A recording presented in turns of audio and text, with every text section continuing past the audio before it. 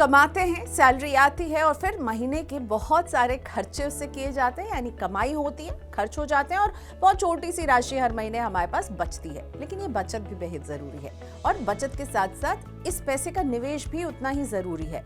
लेकिन होता क्या है, हमें लगता है कि अब इतनी छोटी सी अमाउंट बच रही कि इस पैसे को कहाँ ही निवेश किया जाए। तो ऐसे लोग जिनके पास निवेश करने के लिए ज्यादा रकम नहीं बचती है, वो केवल 500 रुपए की कम राशि से भी निवेश की जर्नी शुरू कर सकते हैं। लेकिन इसका फायदा तभी होगा जब आप इस निवेश को रेगुलरली करते रहेंगे। और अगर इस तरह से निवेश करना है तो आपकी मदद कर सकता है सिप यानी सिस्टमैटिक इन्वेस्टमेंट प्लान।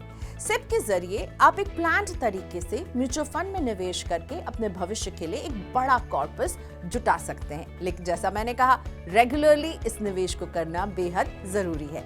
वैसे तो म्यूचुअल फंड में निवेश करने के दो रास्ते होते हैं। पहला कि आप एक साथ अपनी पूरी रकम को बचाइए और उसे एक मुश्त निवेश कर दीजिए, जिसे हम लमसम निवेश कहते हैं। या फिर सिप के जरिए छोटी छोटी अमाउंट रेगुलरली इन्वेस्टमेंट करते रहिए। सिप में आप सबसे पहले डिसाइड करते हैं कि आपको कितना निवेश करना है। फिर आप ये डिसाइड करते हैं कि आप इसे किस फ्रीक्वेंसी में करेंगे, यानी हर महीने करेंगे, हर क्वार्टर में करेंगे या 6 महीने में एक बार करेंगे। आप एक डेट तय करते हैं और उस प्री डिसाइडेड डेट पर एक तय अमाउंट आप म्यूचुअल फंड स्कीम में निवेश करते हैं। दरअसल सिप के जरिए निवेश में रुपी कॉस्ट एवरेजिंग होती रहती है। मतलब ये कि आप शेयर बाजार के उतार चढ़ाव में नियमित निवेश लंबे समय तक जारी रखते हैं तो आपके निवेश की एवरेजिंग हो जाती है और आप फायदे में रहते हैं। सिप निवेश में रिटर्न की कंपाउंडिंग का भी आपको फायदा मिलता है। आप मूल निवेश पर रिटर्न कमाते हैं, फिर वो रिटर्न आपकी कमाई में जुड़ता है और फिर उस पर आपको रिटर्न मिलता है, यानी रिटर्न पर रिटर्न आपकी कमाई को बढ़ाता है। लेकिन सिप में निवेश के लिए कुछ जरूरी बातें हैं जिन पर आपको ध्यान देना चाहिए। चलिए समझते हैं आगे।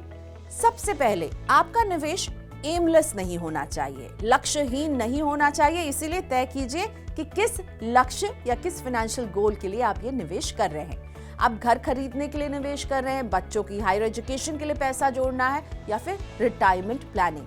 किस गोल के लिए इन्वेस्ट करना है ये सबसे पहले तय कीजिए और उस गोल के हिसाब से आपको निवेश चुनना होगा, सिप का अमाउंट तय करना होगा और उसे आपको कैसे समय के साथ साथ बढ़ाना है ये तभी आप तय कर पाएंगे। दूसरा ये कि जिस भी फंड में आप निवेश कर रहे हैं उसकी परफॉर्मेंस जरूर चेक करें। फंड का पुराना परफॉर्मेंस, उसकी कंसिस्टेंसी, ये कुछ फैक्टर हैं जिन्हें ध्यान में रखकर ही फंड चुनना चाहिए। देखिए, पास्ट परफॉर्मेंस कभी भी भविष्य में रिटर्न की गारंटी नहीं होती है, लेकिन अगर लंबे समय तक एक कंसिस्टेंसी के साथ कोई स्कीम परफॉर्म कर रही है तो ये जरूर बताती है कि वो रोबस्ट है और एक तरीके से उसने हमेशा से एक रिटर्न देने का अपना जो लक्ष्य है उसे मीट किया है। एक्सपेंस रेशियो हर म्यूचुअल फंड स्कीम का चेक करना जरूरी है।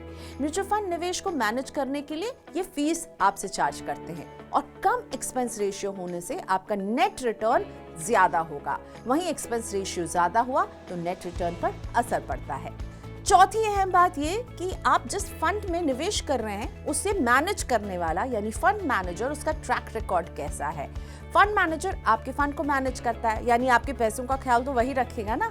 वही डिसाइड करेगा कि इस पैसे को अब कहाँ निवेश करना है, क्या वहां से निकाल करके किसी और एसेट में निवेश करना है। तो इसीलिए उसका एक्सपीरियंस और एक्सपर्टीज फंड के परफॉर्मेंस पर काफी असर डालते हैं। तो इसीलिए आपको हमेशा देखना चाहिए कि एक एक्सपीरियंस फंड मैनेजर वो स्कीम चला रहे हैं या नहीं।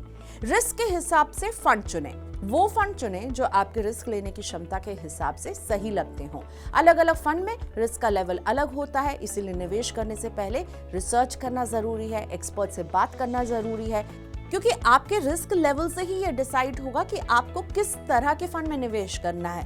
क्या आप लंबे समय तक निवेश करने वाले हैं तो फिर आपके लिए इक्विटी फंड सही रहेगा। छोटे समय के लिए आपको निवेश करना है तो फिर शॉर्ट ड्यूरेशन के कुछ डेट फंड्स आते हैं, वो आपके लिए ज्यादा सही होंगे। इमोशनल इन्वेस्टिंग से जरा बचकर, बाजार की उथल पुथल से घबराकर कई बार निवेशक एकदम इमोशनल हो जाते हैं, लगता है कि ओ गॉड, ये मेरे पैसे को क्या हो रहा है, मैं अब क्या एग्जिट कर जाऊं, अब मैं क्या करूं, और इसी में गलत फैसले ले लेते हैं। इससे निवेश की रणनीति पटरी से उतर सकती है। हमेशा लॉन्ग टर्म को ध्यान में रखकर निवेश करना चाहिए। बाजार की जो ये उथल पुथल होती है ना, वो शॉर्ट टर्म के लिए होती है, इसीलिए ये साइकिल्स में चलता है। तो बाजार कुछ समय जो है आपको नीचे जाते हुए दिखेगा, फिर ऊपर जाते हुए दिखेगा, फिर स्टेबल दिखेगा। तो ये साइकिल्स में काम करता है, इस बात को कभी नहीं भूलिएगा। सातवीं और आखिरी सबसे महत्वपूर्ण बात ये कि इनकम बढ़ने के साथ साथ अपने सिप को बढ़ाना यानी स्टेप अप करना भी बहुत जरूरी है। आप जिस अमाउंट से अपना इन्वेस्टमेंट शुरू करते हैं उसी अमाउंट पर टिके रहेंगे तो ज्यादा हासिल नहीं करेंगे, यानी सिप अमाउंट को बढ़ाते रहिए। इससे आप भविष्य में और बड़ा कॉर्पस जमा कर पाएंगे। इनकम बढ़ी तो सिप की अमाउंट को बढ़ाइए। इस तरह सिप में निवेश करते समय इन बातों का ध्यान रखिए, एक स्मार्ट स्ट्रैटेजी बनाइए और अपने फाइनेंशियल गोल्स को हासिल कीजिए।